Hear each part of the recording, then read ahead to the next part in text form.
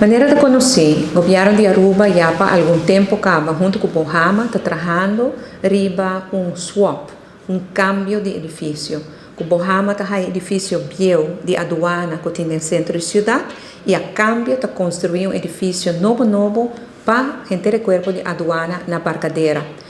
Esse aqui é projeto que nós estamos trabalhando riba por tempo acaba e AUE nos afirma addendum na declaração de intenção que nós estamos tendo, intensive verklaring, para dar Bohama e País Aruba 6 anos mais de tempo para finalizar os detalhes. Quatro detalhes. Esta cena que nós fazemos bom cálculo taxado de valor que o edifício de aduana tem agora aqui no centro da cidade e também o valor futuro que também tem. Então, está situado em lugar muito prominente, que tem valor futuro muito mais alto que tinha hoje.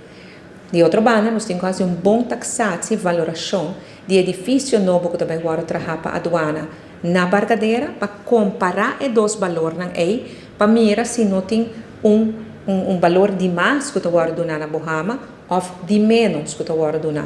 Para sobre se nós damos na Bohama edifício que tem mais valor, com o qual esta trabalha para nós, tem uns ranking e de uns ranking que vai para o parlamento. Pero se você está dando Bohama edifício que tem igual valor com o qual você trabalha, você tem outra situação. Pois esse aqui é o local que está tomando lugar agora e nossa firma para continuar a negociação aqui para os seguintes 6 lunas. Para agora nós temos uma vista de valoração, de taxação.